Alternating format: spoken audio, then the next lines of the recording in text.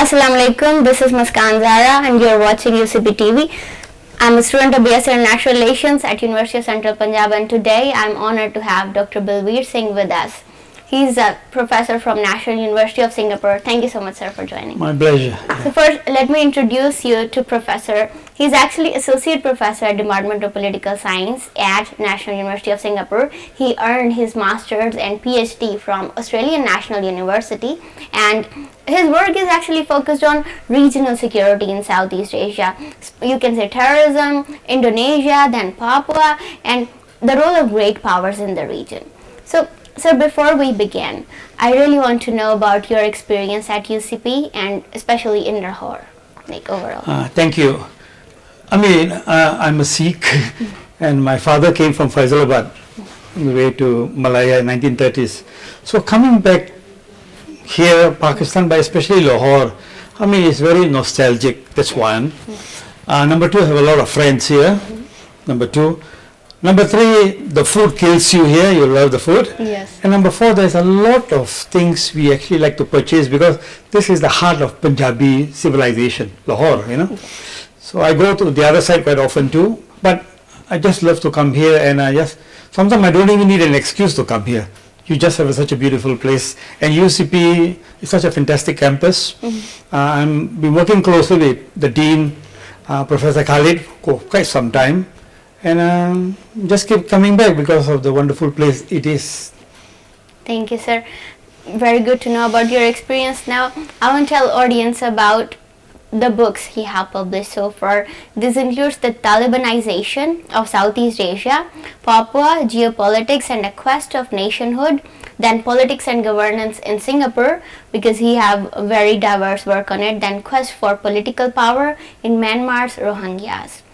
So, sir, your work, it has been very relevant to anyone who is studying international security or international relations. You have written on terrorism, Southeast Asia, all these things. So, what first drew you to international relations? What was that moment when you were like, this is the field I want to go for? Okay, thank you. To answer that, I need to go a little behind because I was an officer in the Singapore Armed Forces National Service. I was an instructor at the Officers Cadet School. So, and we teach a lot of aspects of politics. That time I did not know it was international relations. So because the whole idea of the Singapore Armed Forces is because we got threats north and south. Yes. So I used to talk about the threats from Malaysia, the problems with Indonesia. So that was my introduction to IR, so to speak. And then one day after my commission, I was sitting down in the library and the commandant of the camp came and said, "What are you doing?" I said, "I'm reading something." He said, No, I want you in 3 days time to give a talk on the Entebbe raid by the Israelis in Uganda. So I didn't know, so I started reading, and the love for terrorism, counter-terrorism, international relations just grew. And the moment I stepped into the then University of Singapore, my major focus was, of course, political science, but the subject offered I took mostly was IR and some CP. These are the only two things I did in my entire 4 years of undergraduate. Followed by, because I was a top student there, I was given a scholarship to do masters. So I went to the Department of International Relations in ANU. So I finished my master's and PhD there. So in a way, I wouldn't say there was this great plan. In a way, you stumble into it. But the moment you are in it, you just cannot reject it because the love and interest for it just is overwhelming. So I will call my name is Bilveer Singh IR. It's almost like that. So that's how I move into the area, and I keep going because there's not a single boring day in the world. As far as I'm concerned, something is happening. When something happens, you must explain why. When something don't happen, you also explain why. So there you go. It's a life wire discipline. Yes, sir. This is the most important thing about studying IR because in our age, like we have seen Israel war, Ukraine war, now Iran war. So everything is so relevant. Now, so your work is strongly linked to, as we know, terrorism and counterterrorism in South Asia. So why this region is important for global security as a whole? Southeast Asia is one of the most important places in the world strategically. Yes. Why? Because we are like a necklace with a pendant. So we control some of the most important sea lanes of communication. Now we are familiar with Hormuz, right? Yes. In Southeast Asia, there are so many humuses. Okay, so many. So we have the Straits of Malacca, Straits of Sunda, Lombok, Makassar, 4 straits whereby international trade and everything passes through. That makes us a very vital region. Number 2, this region has always had its destiny determined by outsiders. The Arabs came, the Chinese came, the Indians came, and then in 1511 the Europeans decided to come. And so we have always been very highly internationally connected. So whatever happens in any part of Southeast Asia, especially maritime Southeast Asia, Indonesia, Malaysia, Singapore, to some extent, Thailand and the Philippines, it has an almost knock-on effect on the world. And terrorism, though not new, since we've been having it for a long time, but the kind of terrorism which was given birth to since 2001, and that too we found out accidentally, has made us such an important part of counter-terrorism studies and practice. So whatever happens in the region will have direct and indirect implications for the whole world, because ours is largely an export economy, all of us.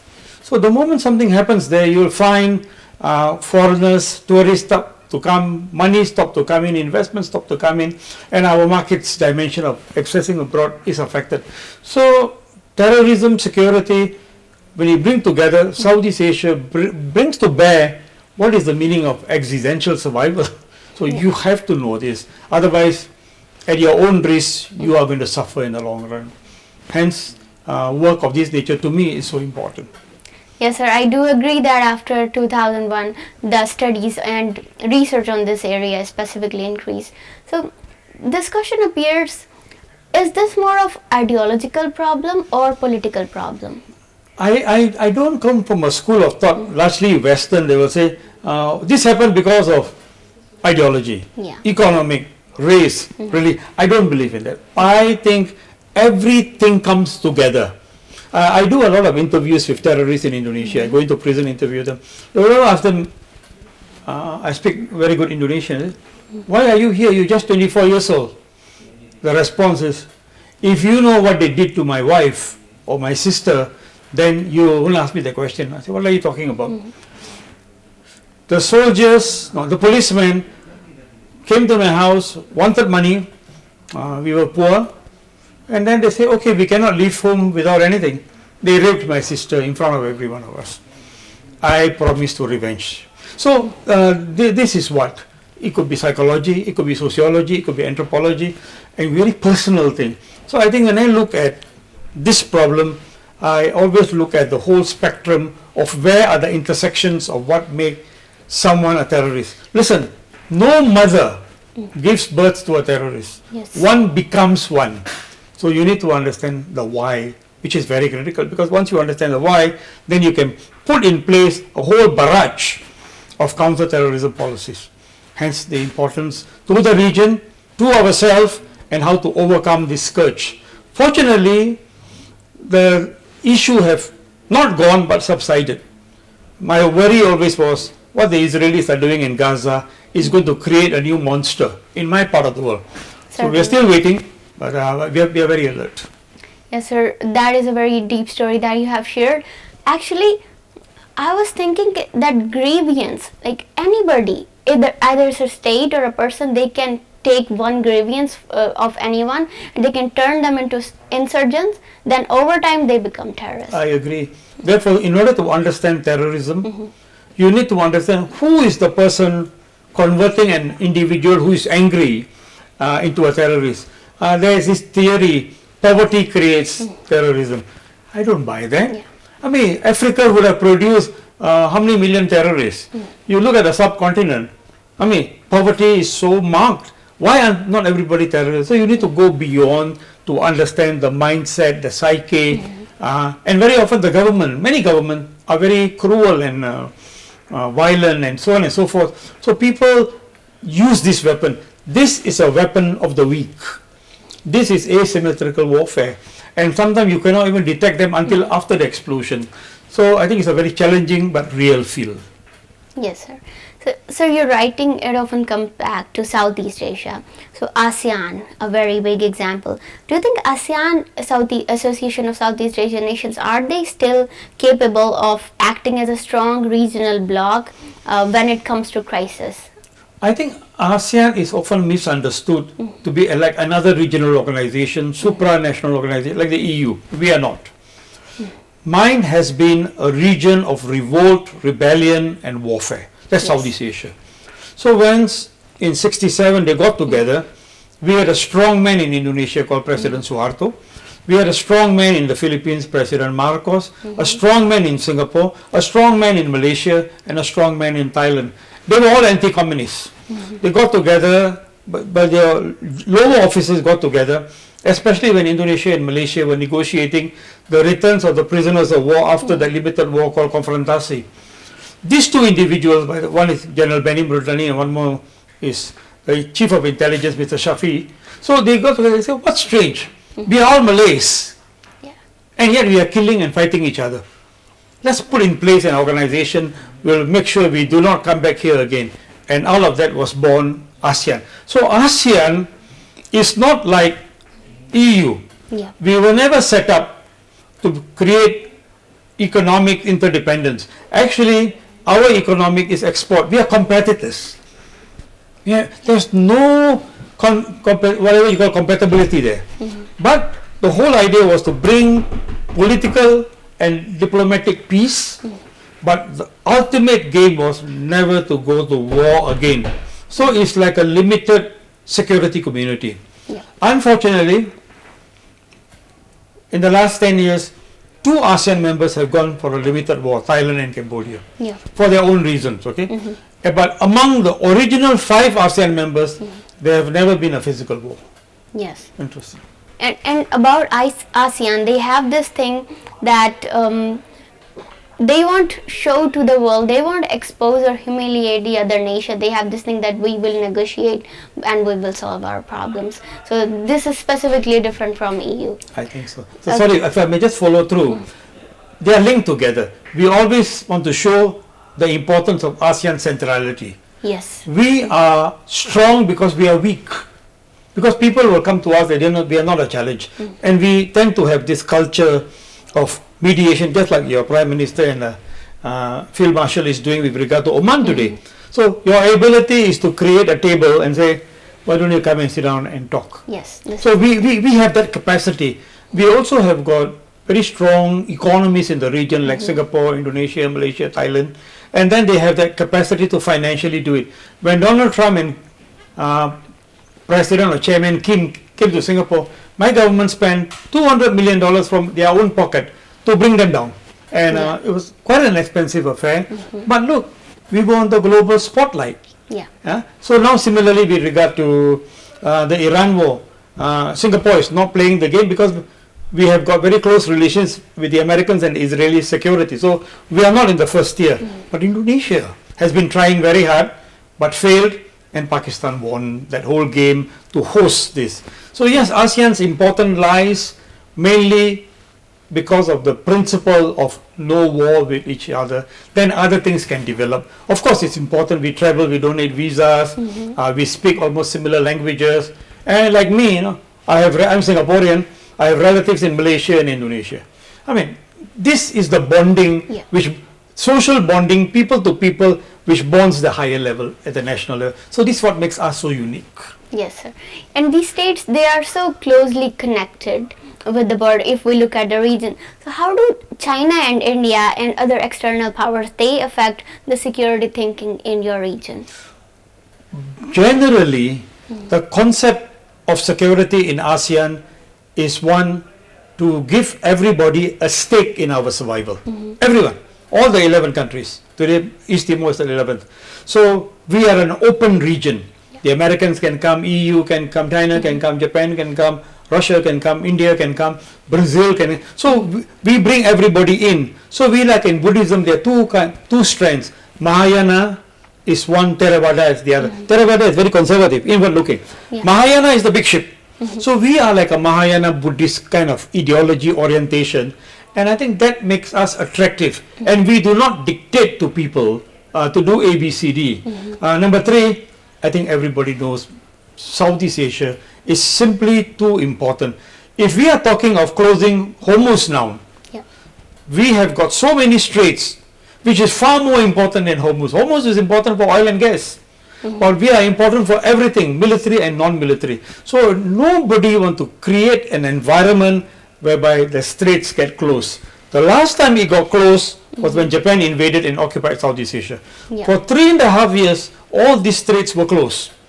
And I think the Western world, primarily the United States, know I need to create a political ecology whereby this will remain open seas. And that's where we are. So we have got a lot of stakes nationally, regionally, and internationally. And this is what makes ASEAN so unique.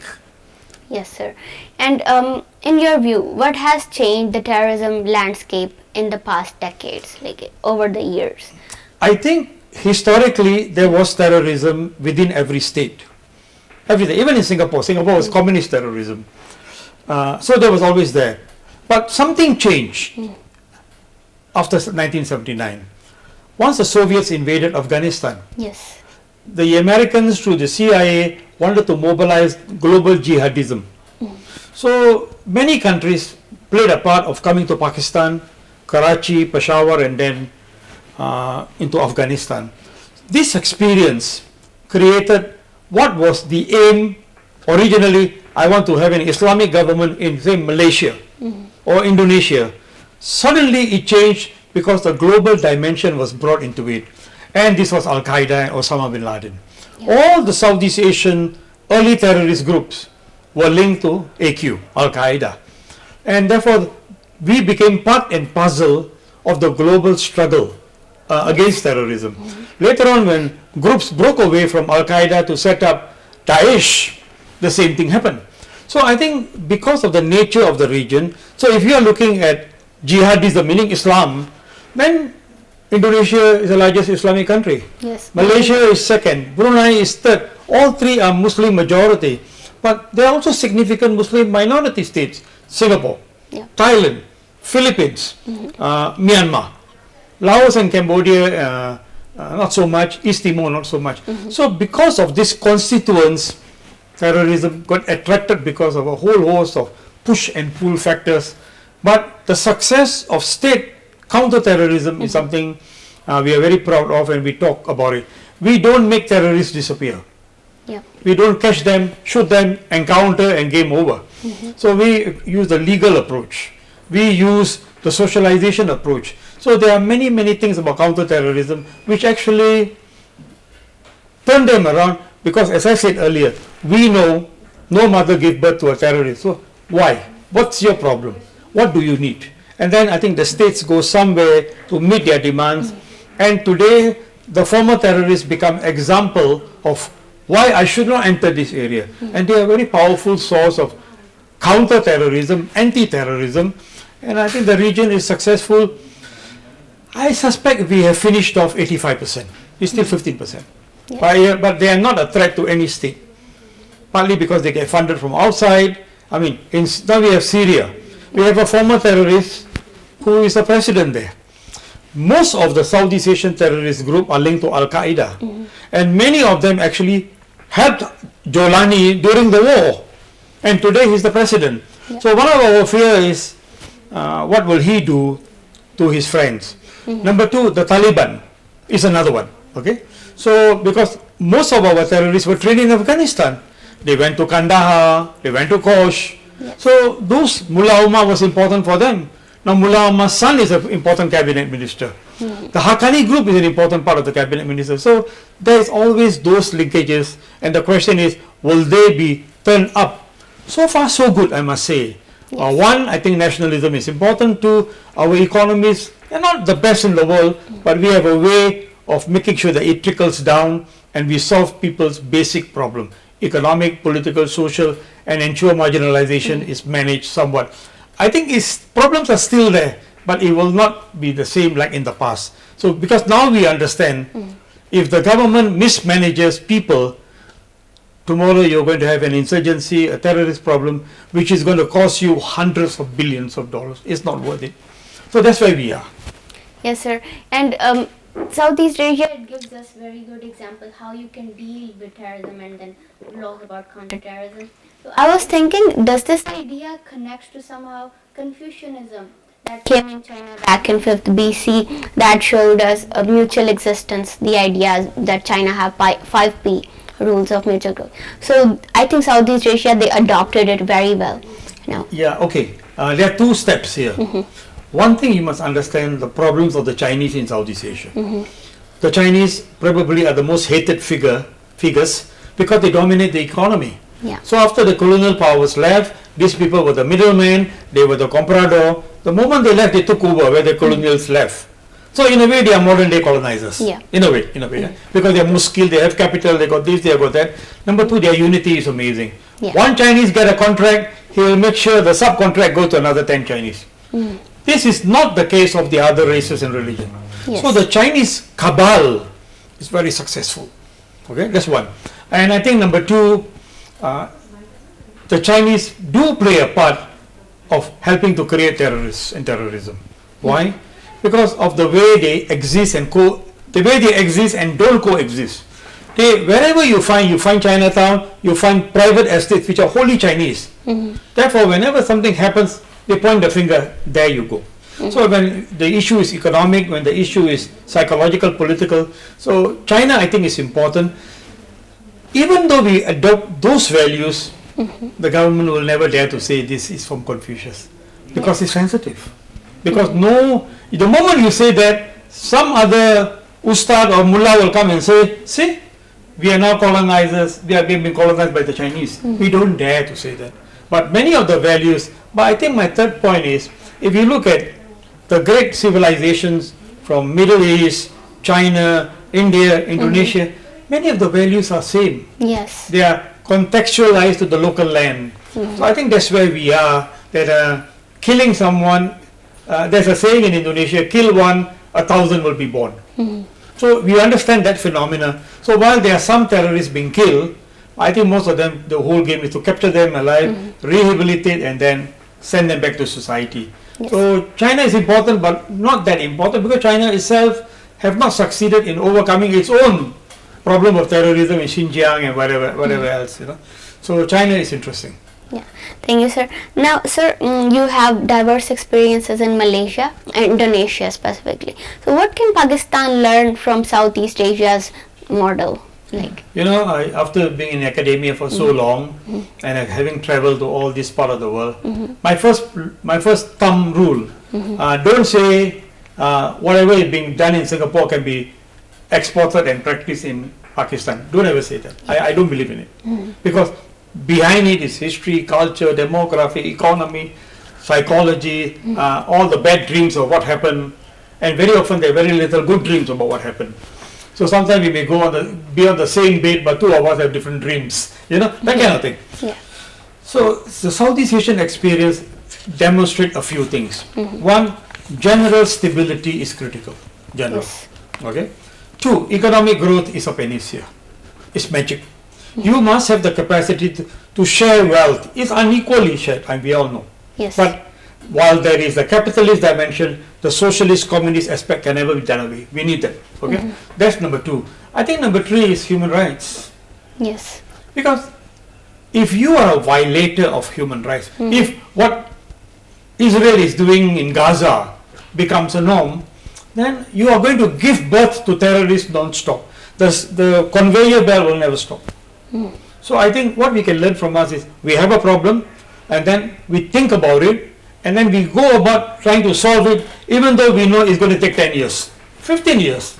Because once an individual adopts violence, say violent jihadism, you know, the game will be not to take away his thoughts about radical Islam or whatever, but the idea will be to make him a non-violent radical, which we all can live with. I mean, that's your right. That's your right. So we've got radicalism, violent and non-violent. So bulk of the time the state is trying to convert a violent guy to a non-violent guy by making him a stakeholder of the society. You are staying, like Singapore, you are staying in the public housing, your kids go to national schools, you are using public infrastructure, MRT, and then you are working here. If you hit any one of us, eventually, you know, who's going to suffer? You and your family. So we've had that kind of things in the region. It's not easy to apply elsewhere, but I think those are models which can be learned from and then contextualized in local setting. Because culture is important, history is important, language is important, and then the nightmares of the past are important. And then how do we create the future dream? So you need to have great leaders who will say, look, I'm a Chinese, but I love Malays. I love your food, I love it. So we will not hurt you just because of your race and religion. However, if you cross the line, if they shoot you, don't blame me. But we tell this to everybody, Chinese, Malay, Indian, and the others in Singapore. We tell, same with Indonesia, same with Malaysia. So I think rather than say, well, the Myanmar government just going after the Rohingyas, this is profiling, it's dangerous. More of them will turn to terrorism because of what you are doing. So don't give them an excuse, full stop. That's it. Thank you so much, sir, because contextualization according to separate regions is important, and I think audience would have understand the context of extremism, counterterrorism, and how we can deal with it. Just one last line, linked to this. Local solutions to local problems.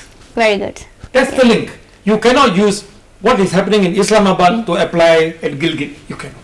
Don't do it. You're going to make it worse. I think that's very critical, and leaders need to understand that frame. Otherwise, whatever you do is going to be wasted. Yes, sir. And lastly, what we are seeing in the region right now, today we have US and Israel signing a 2-week ceasefire. So what peace actually means to you occur? Like, how can we explain peace? Is that a pause in fighting, as we are saying, or something deeper and long lasting? In my region? In your opinion? My part of the world. My part of the world. Okay. One, these are very old players. India has been there for 3,000 years. China has been there for 3,500 years. The Western powers have been there for more than 500 years. They are part and parcel of the ecosystem in the region. We know we cannot stop them. We know we cannot say, tomorrow get up, you go back. It won't happen because they got such vital stakes. I just spoke to you earlier about the straits, the sea lanes, but they are more than that.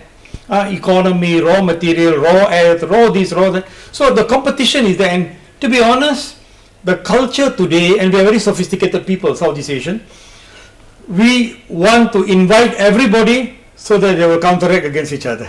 Yes. Okay? And when they ask us to take sides, so far, we've been able to duck that so far. We've been trying to take sides since the global war on terror. We have both sides. But will one day come what Trump did in the Gulf happen to us? I don't rule it out, but we are mindful of that. And in fact, to us, in the longer run, we very much more mindful of China, because China is walking distance. From South China, they can walk to Singapore by land. The Americans have to come more than 10,000 kilometers by sea or by plane. So I think the game is to keep everybody inside. But inside, and they must benefit. So like my class, when I teach in my class, I usually have about 20% foreign students. 20% exchange student. So I got a lot of courses. So 80 students are mine, 21, 22, 23 are foreigners from Europe and United States, China and Japan. So we become like a melting pot of some kind, and people benefit from their experience. And the fact that the university is one of the best in the world today adds that flavor that I want to be a product of NUS. Okay? So you do not want to destroy something which is so valuable. So if you are sick, you come to Singapore. You want to hide your clean and dirty money, you come to Singapore. You want to have a good time, you come to Singapore. You want to live in the most efficient place with every efficient thing, come to Singapore. You're expensive, that's the premium you pay. So I think that has made us work so far, fortunately. Sir, thank you so much for your time, and thank you for sharing the idea so openly. Now, it's been a real honor to host you. Now, at the end, do you want to leave a final message to students at UCP and young IR students in Pakistan? Thank you very much. First thing, never stop learning. Okay, never stop learning. Learning will never be irrelevant. That's one. Number two, I think when you study something, you must study with great integrity. All our religion, regardless of where you come from, you know, all our teachers, regardless of which school you are from, you know, your parents, I think they all have a duty Yes. to make sure that we impart knowledge in the right way. In a way, we have a religious text called the Bible, Granth Sahib, or Al-Quran, but the secular religion of being good, being honest, being helpful to your neighbor, not to steal, not to kill, not to, so all those values are universal actually. Yes. So this comes from home, then the state, and at the end of the day you get the product. So whenever I see a child who becomes a terrorist, my first question is, why? How come I'm not a terrorist but you are a terrorist? Why? I live in the same place, same country. Okay, maybe I'm a university don, but so what? So what? I mean, you want to take my position, that's why you're a terrorist? No, right? But you are angry over something. What is? So we need to understand that, and we need to take out, we need to defend these things. If the cobra have got poison in it, we need to take it out. So I think the most important thing is that never stop learning, and learning will continue to make you a good human being, a good citizen, and eventually you will have a model state in your place. Nobody can change our mind. We are very strong. Nobody can actually conquer Iran because Iran is so strong. So I think the ultimate aim is the word called resilience. We need to create domestic resilience regardless of your language, race or religion. Then if every state can create resilience, national resilience, then it's very easy to create a regional resilience. And in Southeast Asia, the regional resilience, don't interfere in my affairs. Yes. Don't use force. And let's collaborate and cooperate among the people and among the businesses. If you can get these three things without imposition, I think you have a model there to make people. So it starts with the people, starts at home, go on to the school, and then the higher level. And then people from outside take a telescope and say, you're on the moon, and say, hey, war. Hey, how come there's peace there? What is this place called? That's the game we play. And despite the fact we have differences, we actually don't show it to the world. So we call it sweeping under the carpet. So the big debate in the region, you sweep the thing under the carpet, you don't solve the problem. I said, yes. You want me to bring the problem up on the table so that we can kill each other? Is that preferred? I said the answer is no. Sweep it under the carpet and then learn to live with differences. Hopefully over time, people will say, what the hell is going on? Let's change the thing. I already live with this state for the last 80 years. Why should I want to change it? And then the next thing you see is, hey, they are outsiders fishing in our waters. Politically fishing. They want to create trouble so that they can come in to sell their weapons, do many things. So I say, you look after yourself, everybody will be safe. So it begins with the individual. So this quest for knowledge, quest for peace, quest for happiness, quest for togetherness is so important. So I go back to the individual.